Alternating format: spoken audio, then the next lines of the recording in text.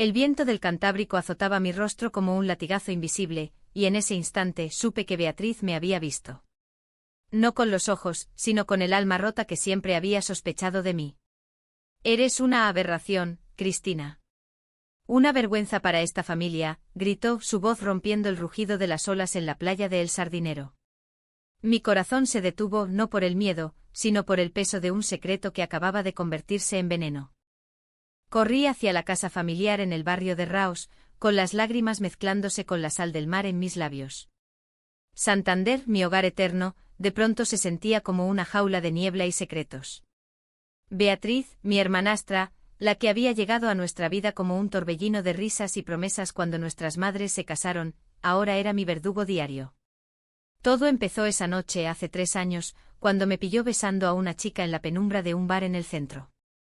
Desde entonces el maltrato no fue físico, no, eso habría sido más fácil de denunciar, sino un veneno lento, palabras que cortaban como cuchillos afilados, miradas que me despojaban de dignidad, y un control asfixiante que me hacía dudar de mi propia existencia. Aquella noche al entrar en la casa de piedra antigua que olía a guiso de cocido montañés y a recuerdos amargos, la encontré esperándome en la cocina. Sus ojos azules, heredados de su madre flamenca, brillaban con una furia que yo conocía demasiado bien. No creas que puedes esconderte de mí, Cristina. Sé lo que eres. Y si no lo controlas, se lo diré a todo el mundo. A mamá, a papá, a los vecinos de esta maldita ciudad que tanto presumen de su santidad católica. Su voz era un susurro sibilante, pero cada palabra era una bofetada. Me quedé paralizada, con el abrigo aún goteando agua de mar sobre el suelo de baldosas hidráulicas. ¿Cómo había llegado a esto? Beatriz y yo habíamos compartido risas en las fiestas de San Mateo, habíamos caminado por el Palacio de la Magdalena fingiendo ser hermanas inseparables. Pero el secreto de mi orientación sexual había encendido una chispa de odio en ella que no entendía. Me senté en la mesa de madera oscura, rodeada de las fotos familiares que adornaban las paredes, nuestra boda mixta cuando yo tenía 16 y ella 13, con vestidos blancos y sonrisas forzadas. Beatriz, por favor. ¿Por qué haces esto? Somos familia. Mi voz temblaba, pero intentaba sonar firme, como las heroínas de esas novelas de Carmen Laforet que devoraba en secreto. Ella se rió, un sonido hueco que resonó en el silencio de la casa. Familia. Ja. Tú no eres familia, Cristina. Eres una mancha. Una lesbiana en una casa de Dios. Si no fuera por mí, ya lo sabrían todos en Santander. Imagina los chismes en el Mercado de la Esperanza, la hija de los García, con otra mujer. ¡Qué escándalo! Aquella fue la primera noche de muchas. Al día siguiente en la universidad, donde estudiaba filología hispánica en la Universidad de Cantabria, no podía concentrarme en la clase de literatura del Siglo de Oro. Las palabras de Cervantes se difuminaban en mi mente, reemplazadas por el eco de su amenaza. Beatriz trabajaba en una librería en el casco viejo, vendiendo ediciones de Lorca y Unamuno a turistas despistados, pero por las tardes, volvía a casa y el ritual comenzaba, me obligaba a contarle mis pecados, a jurar que no volvería a salir con ninguna chica, a prometerle lealtad absoluta. Si me resistía, inventaba excusas para no cenar con la familia, o peor, dejaba caer insinuaciones veladas delante de mis padres. Cristina está tan distraída últimamente. Debe ser por esas amigas que tiene por ahí. El maltrato se volvió rutina, como el empedrado húmedo de las calles de Santander que resbala bajo la lluvia perpetua.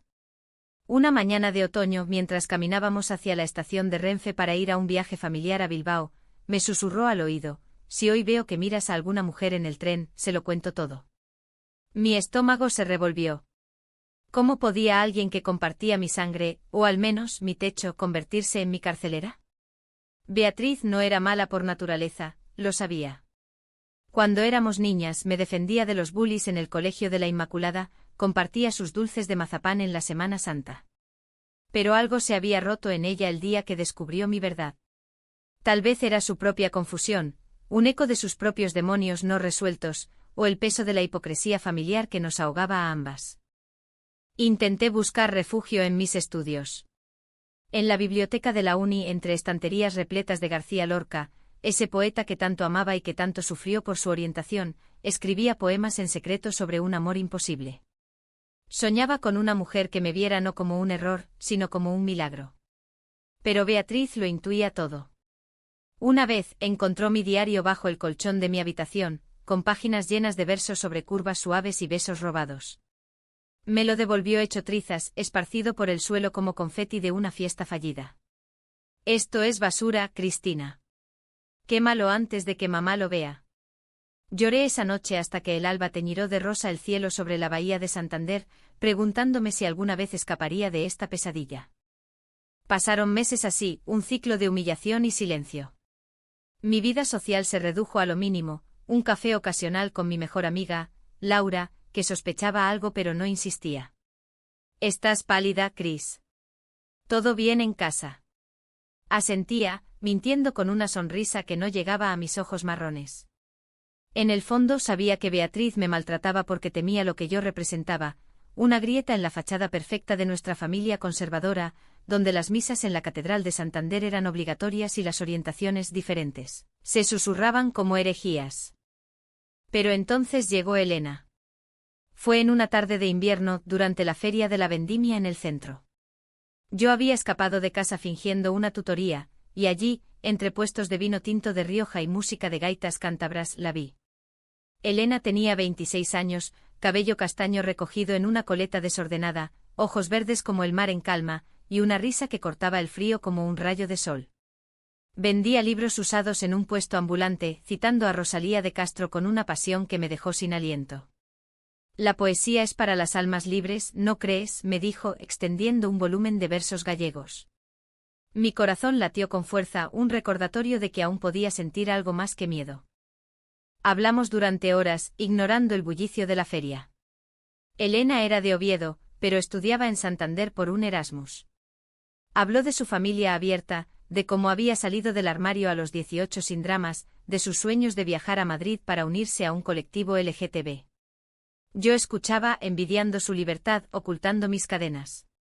Al final del día, me besó la mejilla, un roce inocente que me quemó como fuego. «Llámame Cristina. Quiero saber más de ti». Esa noche Beatriz me esperó despierta. «¿Dónde has estado?». «Hueles a vino y a mentiras». Mentí, diciendo que había estado con Laura, pero sus ojos perforaron mi alma. Desde entonces el maltrato se intensificó. Me seguía a la uni apareciendo casualmente en el campus para vigilarme. Una vez me vio hablando con Elena en la cafetería de la facultad, y al volver a casa, me acorraló en el pasillo. «Esa puta de Oviedo. ¿Crees que no lo sé? Si la vuelves a ver, le mando un mensaje anónimo a tu familia. Su hija es una pervertida. Punto». Lágrimas ardientes rodaron por mis mejillas, pero no supliqué. En cambio sentí una chispa de rabia, la primera en años. Decidí arriesgarme. Empecé a ver a Elena en secreto, paseos por el jardín de Pereda al atardecer, donde los pavos reales graznaban como guardianes de nuestro paraíso robado. Ella me contaba historias de su infancia en Asturias, de cómo su madre le había tejido bufandas con lana de ovejas cántabras durante visitas. Yo compartía fragmentos de mi vida, nunca la oscuridad con Beatriz, y por primera vez sentíalas en lugar de grilletes. Elena era romántica humanista, citando a Federica Montseny sobre la igualdad de las mujeres. «El amor no tiene género, Cristina.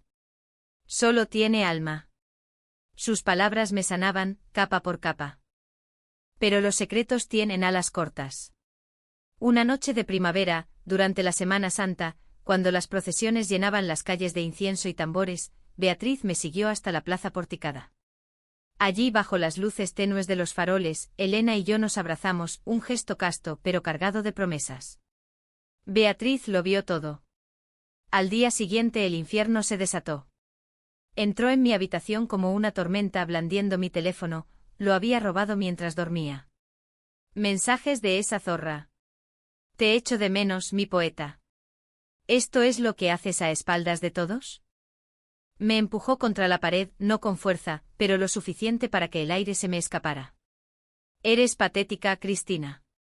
Una lesbiana fracasada que arrastra a los demás a su pozo. Mañana se lo digo a papá. O mejor, lo publico en el grupo de WhatsApp de la familia». Su rostro estaba contorsionado, no solo por ira, sino por un dolor que no comprendía. ¿Era celos? ¿Miedo a la soledad? En ese momento vi a la niña que había perdido a su padre biológico joven, la que se aferraba a nuestra familia como a un salvavidas.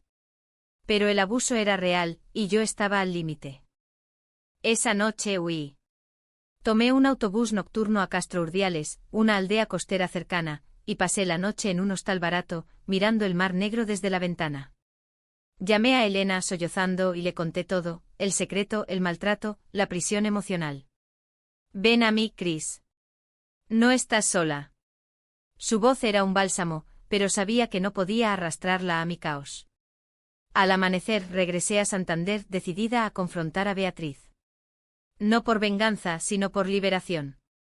La casa estaba en silencio cuando entré. Mis padres habían salido a misa temprana como cada domingo. Beatriz estaba en la sala, bebiendo café solo con ojeras que delataban una noche en vela. ¿Has vuelto? Cobarde. Me senté frente a ella, mis manos temblando sobre la mesa. Basta, Beatriz. Sé que me odias por ser quien soy, pero esto tiene que parar. Soy lesbiana, sí. Amo a las mujeres. Y no voy a esconderlo más. Si se lo dices a la familia, que así sea. Pero no me controlarás eternamente. Ella se levantó de golpe, derribando la taza. El café se derramó como sangre oscura sobre el mantel bordado por mi abuela. No lo entiendes. Lo hago por ti. Por salvarte de ti misma. En esta ciudad, en esta familia, serás rechazada. Mírame a mí. Mi madre me abandonó cuando supo que no era normal. No quiero que te pase lo mismo. Sus palabras me golpearon como una ola. ¿Su secreto? ¿El maltrato era su forma torpe de protegerme, nacida de su propio trauma? Pero no, el abuso no era protección, era una cadena forjada en miedo. Hablamos durante horas, por primera vez sin veneno. Le conté sobre Elena, sobre cómo el amor me hacía sentir viva. Ella confesó su pánico, desde que me vio con esa chica en el bar, había revivido el rechazo de su madre, proyectándolo en mí. Te maltraté porque te envidiaba. Tú tienes coraje para ser tú. Yo solo finjo. Lágrimas compartidas, un abrazo frágil. No era perdón instantáneo, sino un comienzo. Llamé a mis padres esa tarde, les conté todo en la cocina, con el olor a fabada asturiana flotando en el aire. Mi padre palideció, mi madre lloró, pero al final, me abrazaron. Eres nuestra hija, Cristina. Pase lo que pase. Elena se mudó a Santander semanas después. Caminamos por la playa de la Magdalena, mano a mano, bajo el sol tímido del verano cántabro. Beatriz, en terapia ahora, empezó a reconstruirse. No todo fue perfecto, hubo recaídas, discusiones en las cenas familiares, miradas de vecinos curiosos en el mercado de la esperanza. Pero en Santander, donde el mar siempre regresa a la orilla, aprendí que los secretos no duran, pero el amor sí. Y en esa verdad, encontré mi hogar. El sol del mediodía caía implacable sobre el asfalto de la calle Burgos, y yo, con el corazón latiéndome en la garganta, empujé la puerta de la librería donde Beatriz trabajaba. Habían pasado solo 2 días desde nuestra confrontación, pero el peso de lo no dicho aún nos separaba como un abismo. Necesito hablar contigo, le dije al ver su silueta entre las estanterías de novelas policíacas, su cabello rubio corto iluminado por un rayo de luz que se colaba por la vidriera. Ella levantó la vista de un libro de Almudena Grandes, sus ojos azules endurecidos como el acero de las esculturas de Botero en el museo cercano. Aquí no, Cristina. No en mi trabajo. Vete. Pero no me fui. Insistí, mi voz un hilo tenso en el silencio perfumado de papel viejo y tinta. Esto no puede seguir así. Anoche soñé que me ahogabas en la bahía, y me desperté gritando. Somos hermanas, Beatriz. O al menos, lo fuimos.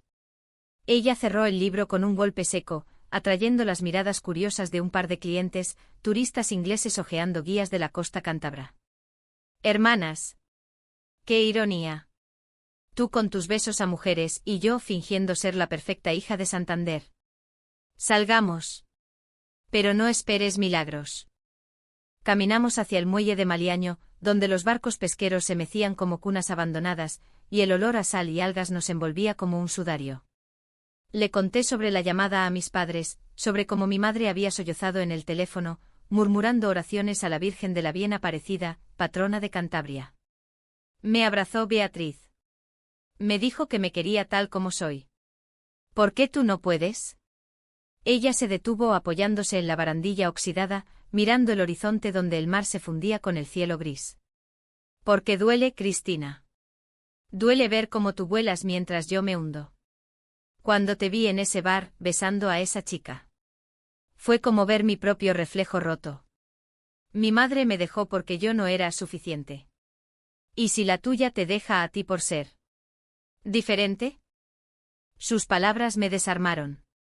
Nunca había sabido lo profundo de su herida. Su madre biológica, una mujer voluble de Bilbao, la había abandonado a los 10 años por un amante en Madrid, dejando atrás no solo a Beatriz, sino un rastro de cartas no enviadas y promesas rotas.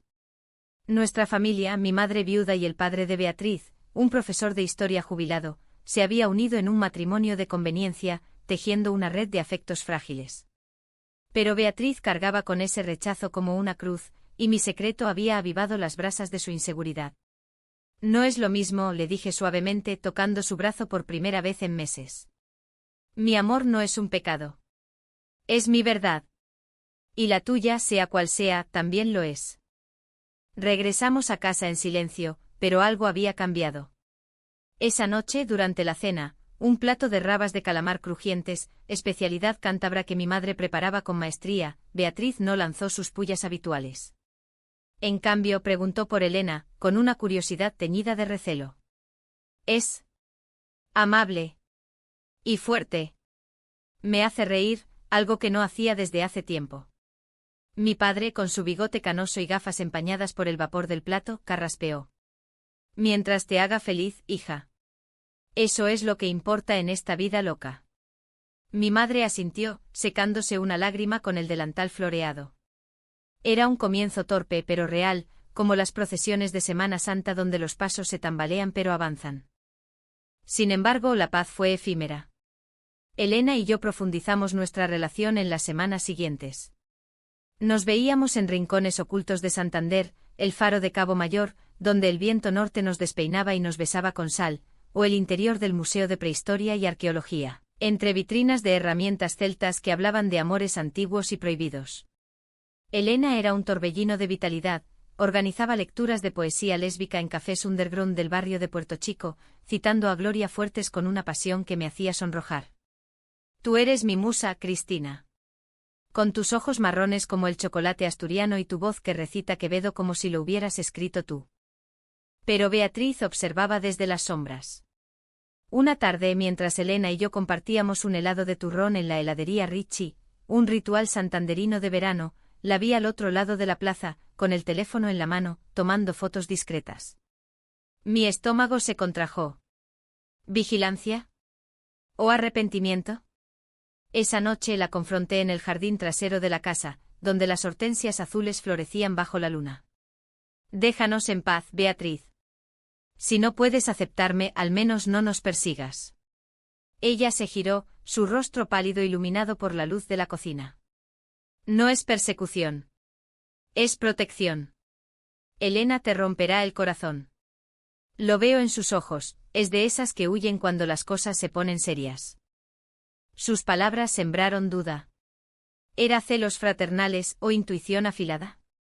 Elena, con su vida nómada de estudiante Erasmus, hablaba siempre de volver a Oviedo al final del curso. Pero contigo iría a cualquier parte, prometía, entrelazando sus dedos con los míos en la cama de su pequeño apartamento en el centro, donde dormíamos abrazadas bajo sábanas de lino fresco, hablando hasta el amanecer de sueños compartidos. No había lujuria en nuestros momentos, solo ternura como el roce de olas en la orilla, pero el miedo a perderla me carcomía. El primer conflicto real estalló en la fiesta de San Mateo, la patrona de Santander. La ciudad bullía de vaquillas sueltas en las plazas, barriles de vino peleón fluyendo como ríos, y el aroma a chorizo a la sidra impregnando el aire. Elena y yo habíamos planeado ir juntas disfrazadas de poetas del romanticismo, yo de Espronceda, ella de Bécquer, pero Beatriz apareció en la puerta de casa esa mañana, con un vestido rojo flamenco que contrastaba con su palidez. Voy con vosotros. No confío en esa asturiana. Mi madre, siempre pacificadora, insistió, Es familia, Cristina. Deja que venga. La noche fue un torbellino de risas forzadas y tensiones subterráneas. En la plaza de Pombo, mientras bailábamos un chotis torpe bajo las guirnaldas de luces, Beatriz se acercó a Elena con una copa en la mano. Cuéntame, ¿qué ves en mi hermana? ¿Es solo un capricho exótico en tu Erasmus? Elena, con su franqueza asturiana, respondió: veo a una mujer increíble, Beatriz. Una que merece ser amada sin condiciones. Pero las palabras de mi hermanastra calaron. Durante el resto de la fiesta, noté cómo Elena se distanciaba, respondiendo mensajes de amigos en Oviedo con una sonrisa ausente. Al amanecer en la playa desierta del Sardinero, Elena me confesó: tengo miedo, Cris. Tu familia es complicada. Y yo no soy de quedarme quieta. ¿Y si te pido que vengas conmigo a Asturias? Mi corazón se partió. Quería ir, pero abandonar Santander, mi hogar, mi familia en reconstrucción. Dame tiempo, supliqué besando su frente. Pero el tiempo era un lujo que no teníamos. Beatriz, testigo de todo desde lejos, me esperó en casa con una botella de orujo medio vacía. Te lo dije. Te romperá. ¿Y entonces, quién te quedará? Yo que siempre he estado aquí. Su voz era un lamento, no una victoria. Por primera vez vi la profundidad de su soledad, una joven de 22 años atrapada en un ciclo de autodesprecio, proyectando sus sombras en mí. No se trata de Elena, le dije sentándome a su lado en el sofá gastado. Se trata de nosotras. ¿De por qué me has hecho tanto daño? Hablamos hasta que el sol tiñó de oro la bahía visible desde la ventana. Ella admitió que su maltrato era una forma de control, nacida del pánico a perder la única familia que le quedaba. Cuando te vi feliz con ella, odié que tú pudieras ser libre y yo no. Pero no soy lesbiana, Cris. Solo rota. Le tomé la mano, y en ese gesto sentimos un puente frágil formándose. Llamé a un terapeuta esa semana, uno en el Centro de Salud Mental de Valdecilla, y la convencí de ir conmigo. Juntas, Beatriz. Como hermanas de verdad. Pero el destino tenía otros planes.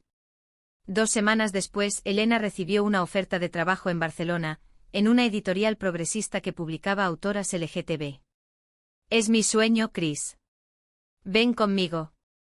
La decisión me desgarró, quedarme significaba sanar mi familia, pero a costa de mi corazón, ir, arriesgarlo todo por un amor incierto.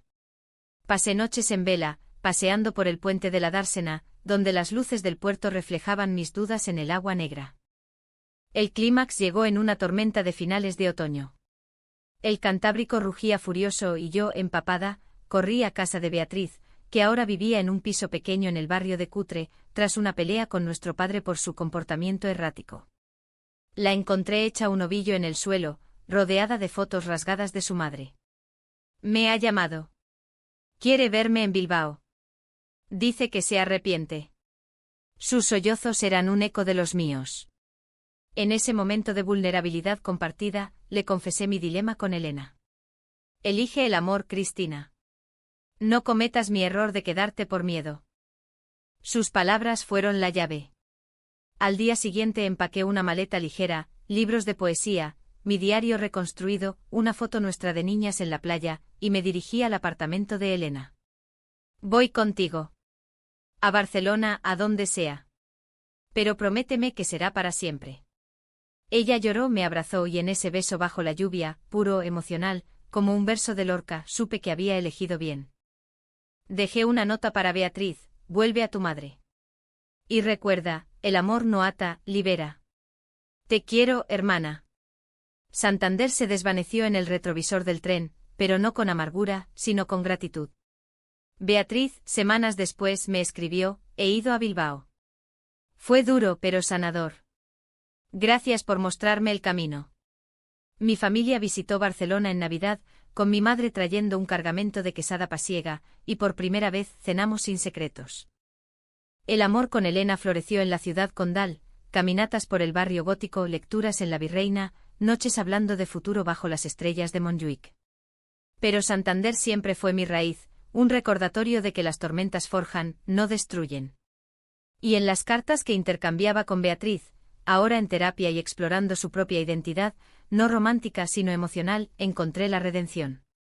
Porque al final, el verdadero drama no es el secreto revelado, sino el coraje de abrazarlo. Barcelona me recibió con su caos vibrante, un contraste caótico con la melancolía ordenada de Santander. El AVE nos dejó en Sants una mañana de noviembre, con el equipaje ligero y el corazón pesado de promesas. Elena alquiló un piso diminuto en el Eixample con balcones que daban a calles empedradas donde los catalanes gritaban consignas independentistas y el olor a paella se mezclaba con el humo de las churrerías. Aquí empezamos de nuevo, mi amor, me dijo colgando mis libros de poesía en estanterías improvisadas de cajones reciclados. Yo asentí, pero en el fondo una parte de mí añoraba el rugido del mar Cantábrico y las miradas cómplices, ahora teñidas de arrepentimiento, de Beatriz. Los primeros días fueron un idilio romántico, como páginas de una novela de Mercè Rodoreda. Explorábamos el Parc Güell al amanecer, donde las mosaicos de Gaudí brillaban como sueños febriles, y Elena me leía fragmentos de La Plaza del Diamant, mientras yo trazaba mapas imaginarios de nuestro futuro en la arena de la playa de la Barceloneta. Casémonos algún día, Chris. En una ceremonia civil, con vistas al Mediterráneo. Sus ojos verdes chispeaban, y yo, con mi cabello negro ondeando al viento, reía por primera vez en meses sin el peso de secretos. Pero el pasado no se disuelve tan fácilmente, llega en oleadas, como las resacas que arrastran conchas rotas a la orilla. La primera llamada de Beatriz llegó una semana después. Su voz, al otro lado de la línea, era un hilo frágil. Cristina, ¿estás bien? Papá pregunta por ti. ¿Y yo? Echo de menos nuestras peleas. Reí, un sonido amargo. No eran peleas, Bea. Eran prisiones. Hubo un silencio, roto solo por el pitido de un tren en la estación de Francia cercana. Lo sé. Estoy en terapia, como prometí. El psicólogo dice que mi maltrato era proyección. Miedo a la intimidad. Pero te echo de menos de verdad. Colgué con el pecho apretado, dividida entre el perdón y la cautela.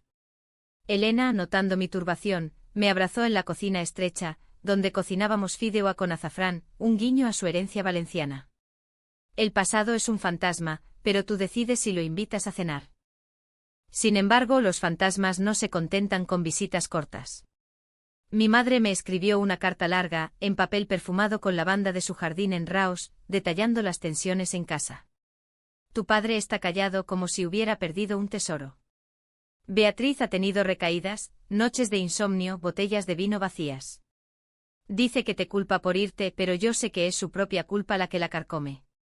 Leí esas palabras en un banco de la Rambla, rodeada de mimosas y turistas, y las lágrimas cayeron como lluvia fina. ¿Había huido demasiado pronto? ¿Era mi libertad construida sobre las ruinas de mi familia? Decidí volver a Santander por un fin de semana, sola, para cerrar heridas. Elena entendió besándome en la frente con ternura maternal. Ve. Sana eso, y vuelve más fuerte. El viaje en tren fue un borrón de paisajes, viñedos de La Rioja dando paso a las montañas cántabras, donde la niebla se enredaba como secretos no dichos. Al llegar a la estación de Santander, el aire salino me golpeó como un viejo amigo traidor. Beatriz me esperaba en el andén, con un ramo de margaritas silvestres, las que recogíamos de niñas en los prados de Liencres. Bienvenida a casa, hermana. Su abrazo fue torpe pero genuino, y en sus ojos azules vi grietas de vulnerabilidad. La reconciliación fue un baile delicado. Cenamos en casa con mis padres, un cocido montañés humeante con chorizo y con pango que mi madre sirvió con manos temblorosas. Hablamos de todo y de nada, del tiempo caprichoso del norte, de las noticias sobre la marea negra en el Cantábrico que amenazaba las playas, de cómo Beatriz había empezado un curso de ilustración en la escuela de arte. Pero bajo la superficie bullían los no dichos. Esa noche, después de que mis padres se retiraran, Beatriz y yo nos sentamos en el porche envueltas en mantas de lana, mirando las luces del faro de Raos parpadeando en la distancia. Te maltraté porque te quería demasiado cerca, confesó, su voz un susurro contra el viento. Miedo a que te fueras como mi madre. Cuando supe lo de tu orientación, fue como si confirmara mis peores temores, que nada dura en esta familia. Lágrimas rodaron por sus mejillas, y por primera vez, la abracé sin reservas. El amor no es posesión, Bea. Es soltar. Como soltar a Elena para que vuele conmigo, o a ti para que encuentres tu camino. Hablamos hasta la medianoche desentrañando capas de dolor, su abandono materno, mi aislamiento por mi identidad, la hipocresía de una sociedad que celebra la Semana Grande pero susurra sobre pecados en las confesionales. Al día siguiente la llevé a la playa de El Sardinero, el mismo lugar donde todo había estallado meses atrás. Caminamos descalzas sobre la arena fría, recogiendo conchas como talismanes. Mira esto, dije mostrándole una ostra rota. Parece rota, pero dentro hay perla. Así somos nosotras. Ella sonrió, una sonrisa genuina que iluminó su rostro joven. Tal vez. Pero, ¿y si la perla es amarga? Le conté sobre Barcelona, sobre cómo Elena y yo planeábamos un viaje a Galicia para visitar a su familia, sobre mis clases online de literatura desde la universidad. No estoy perdida, Bea. Solo. Expandida. Pero el destino, caprichoso como el botillo en una fiesta cántabra, reservaba una traición inesperada. De vuelta en Barcelona, encontré a Elena distante, llamadas cortadas, excusas sobre reuniones en la editorial. Una noche al registrar su teléfono, un acto de debilidad que ahora lamento, vi los mensajes. No era infidelidad romántica sino algo peor, había estado hablando con un ex, un hombre de su pasado en Oviedo, presionándola para volver a la normalidad. Cristina es genial, pero ¿y si esto es solo una fase? La familia espera, escribió él. Mi mundo se derrumbó. Era yo la fase. ¿El experimento de una mujer que amaba la libertad pero temía el compromiso? La confrontación fue en nuestro piso, bajo la lluvia torrencial que azotaba los cristales como dedos acusadores. Dime la verdad, Elena. ¿Me amas, o soy solo tu aventura catalana? Ella palideció, sus ojos verdes nublados por el llanto. Te amo, Chris. Pero el miedo. Mi familia es conservadora, como la tuya al principio. Ese ex me remueve dudas. No sé si estoy lista para esto para siempre. Sus palabras fueron cuchillos, no traición física sino emocional, un eco del maltrato de Beatriz pero envuelto en dudas existenciales. Grité, sollocé y al final, la dejé ir. Vuelve a tu normalidad. Yo encontraré mi verdad sin medias tintas. Sola en Barcelona, pasé días vagando por el mercado de la Boqueria, comprando aceitunas y queso de cabra que no comía, sintiendo el peso de la traición como una mochila invisible. Llamé a Beatriz, mi ancla inesperada. Ha terminado. Me ha traicionado con dudas.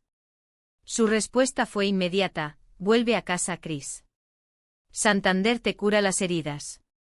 Tomé el tren esa misma noche, llegando al amanecer con el alma en jirones. Beatriz me recogió en la estación y en el coche hacia Raos, me contó su propio avance. Había conocido a un grupo de apoyo LGTB en Santander, no por orientación, sino por traumas familiares. Allí hablan de perdón sin olvidar. Como nosotras. En casa, mis padres me envolvieron en abrazos y sopa caliente de verdura. Pero el verdadero bálsamo fue la noche que pasé con Beatriz en la playa, bajo las estrellas. El amor duele, hermana. Pero nos hace humanas. Hablamos de Elena sin amargura, de cómo las traiciones forjan resiliencia. Semanas después, recibí una carta de Elena, lo siento. Eras mi perla, pero yo no era la ostra adecuada. Sé feliz. La quemé en una fogata improvisada en el jardín, con Beatriz a mi lado, y en las llamas vi renacer mi espíritu. Empecé a escribir en serio, un blog sobre identidades LGTB en el norte de España, inspirado en Lorca y en mi propia tormenta.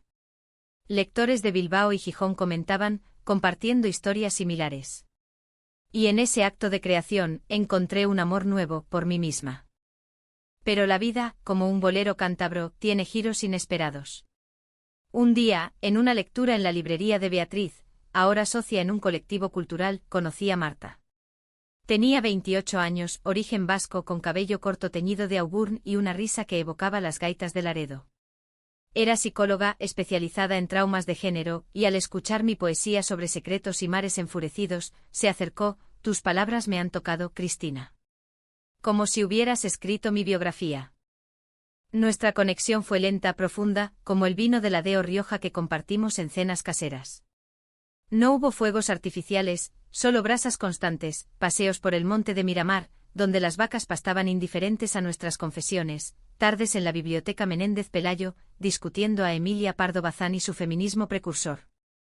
Marta entendía el dolor de Beatriz, había vivido rechazos similares en su familia de Bilbao, y me animó a profundizar la reconciliación con mi hermanastra. El perdón es un proceso, no un evento. Juntas Beatriz y yo organizamos un taller en Santander, Secretos del Mar, Historias LGTB del Norte. Participantes de toda Cantabria vinieron, compartiendo testimonios que nos unieron como hermanas de verdad. Mi madre horneó bizcochos para la ocasión, y mi padre, orgulloso, colgó un cartel en su club de bridge. Elena, enterada por redes, envió un mensaje: me alegra verte florecer. Gracias por enseñarme a soltar. El clímax emocional llegó en Navidad, cuando toda la familia, incluyendo a la madre de Beatriz, reconciliada tras una terapia conjunta en Bilbao, se reunió en nuestra casa de Raos. La mesa estaba cargada de mariscos frescos y tarta de nueces, y bajo el árbol, regalos envueltos en papel de la Virgen de Guadalupe. Beatriz levantó su copa de cava, por las hermanas que elegimos, no las que nos imponen. Lágrimas y risas se mezclaron, y en ese momento, supe que el maltrato había sido un capítulo, no el libro entero. Con Marta a mi lado caminando por la playa en Nochevieja, con fuegos artificiales estallando sobre la bahía, sentí paz. Santander con su niebla y sus tormentas me había moldeado, Barcelona me había liberado, pero el amor, fraternal, romántico, propio, me había salvado. Y en esa verdad humanista, radica la verdadera romance. El año nuevo trajo consigo una calma engañosa, como la quietud del Cantábrico antes de una galerna. Marta y yo profundizamos nuestra relación con la lentitud de quien ha conocido tormentas, cenas en tabernas del casco viejo, donde pedíamos pinchos morunos y compartíamos anécdotas de infancia, visitas a las cuevas del Soplao, explorando estalactitas que pendían como secretos petrificados. Ella era mi contrapunto perfecto, analítica donde yo era poética, vasca pragmática en mi romanticismo cántabro. El trauma no define, Cristina. Lo transformamos, me decía durante nuestras sesiones informales en el Café de la Marítima, con vistas al puerto donde los barcos de Santander faenaban al alba. Pero las sombras de Beatriz no se disiparon del todo. Aunque nuestra reconciliación parecía sólida, llamadas semanales, visitas mutuas entre Bilbao y Santander, noté grietas. Una tarde de febrero, mientras organizábamos el segundo taller LGTB en la Casa de Cultura de los Ramos, ella canceló a última hora: no puedo. Ataque de pánico. Corrí a su piso en Cutre encontrándola acurrucada en el suelo, rodeada de diarios viejos donde garabateaba confesiones furiosas. Es mi madre otra vez. Vino a visitarme y todo salió mal. Me dijo que mi obsesión contigo era enfermiza. Que por tu culpa la familia está rota. Su voz se quebró y en ese instante reviví el maltrato inicial, no como agresor, sino como víctima de un ciclo vicioso. La abracé susurrando: no es por mí, Bea. Es por el miedo que heredamos todas. Llamamos a su terapeuta juntas y en esa llamada, Beatriz soltó una bomba: creo que soy demisexual. No atraída por cuerpos sino por almas. Y verte con Marta me hace cuestionar todo. No era una revelación romántica, nada de eso, sino una confesión de identidad fluida que explicaba su rabia pasada, envidia por mi claridad proyectada en control. Perdóname de nuevo, Chris. Fui tu cárcel porque era la mía propia. El perdón fluyó como el río Pas en primavera, turbulento pero renovador. Invité a su madre a una cena familiar en Raos, mediando con la diplomacia de una mediadora de conflictos. La mujer, con su acento bilbaíno áspero y ojos cansados, se disculpó entre sorbos de chacoli: fui una madre egoísta. Dejé a Beatriz por miedo a mis propios errores. Lágrimas colectivas, un abrazo grupal que mi padre selló con una aupa familia. Desde entonces Beatriz floreció, empezó a ilustrar libros infantiles con temas de diversidad, exponiendo en la Feria del Libro de Santander bajo el sol de junio. Mi relación con Marta, meanwhile, se convirtió en un romance maduro humanista. Viajamos a San Sebastián por su cumpleaños, paseando por la Concha donde el surfista cabalgaba olas como metáforas de resiliencia. Te amo por tu vulnerabilidad, Cristina. No a pesar de ella, me dijo una noche mientras cenábamos pinchos en el bar Néstor. Respondí con un poema improvisado, inspirado en las cuevas de Altamira que visitamos después, en las paredes de piedra, amores prehistóricos, en las tuyas, el mío eterno. No había dramas shakespearianos, solo la profundidad de dos almas entrelazadas, celebrando la vida cotidiana, cocinar marmitaco en su cocina vasca, asistir a conciertos de triquitixa en fiestas locales. Sin embargo, el verdadero caotrao, ese clímax inesperado que la vida reserva para probar el Temple, llegó en agosto, durante la Semana Grande. Santander estallaba en fuegos artificiales y conciertos en la Plaza de Italia, pero para mí, fue una prueba de fuego. Elena reapareció, un mensaje en Instagram seguido de una llamada. Estoy en la ciudad por trabajo. ¿Podemos hablar? He cambiado. Mi pulso se aceleró, Marta al enterarse me animó, ve. Cierra ese capítulo con dignidad. Nos encontramos en el Gran Casino, bajo las arañas de cristal que iluminaban mesas de blackjack vacías a esa hora.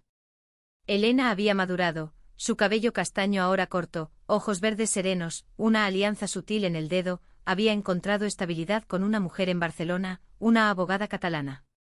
Te traicioné con dudas, Chris. Pero verte en tu blog tan fuerte. Me inspiraste a ser honesta conmigo. Hablamos durante horas de su terapia, de cómo mi partida la había forzado a confrontar privilegios, de perdón mutuo sin romanticismo residual. Fuiste mi primer amor real, admití.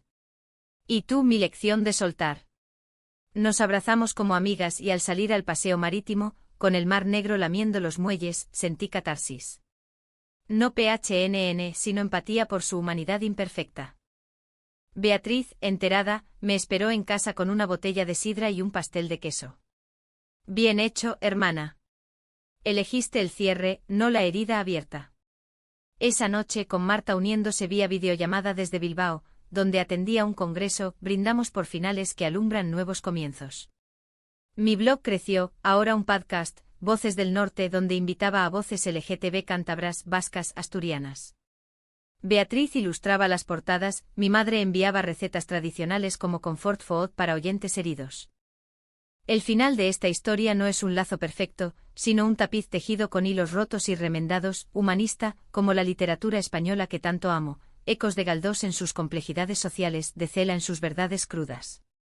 Un año después, en una ceremonia íntima en la playa de la Francesa, Marta y yo intercambiamos votos civiles al atardecer. Beatriz fue mi testigo con su madre a su lado, y mis padres, orgullosos, esparciendo pétalos de rosa marina. Por los secretos que nos liberan, dijo Beatriz en su discurso, su voz firme por primera vez. Hoy miro el mar desde mi balcón en Santander, regresé, equilibrando mi vida entre norte y País Vasco, y veo no prisiones, sino horizontes.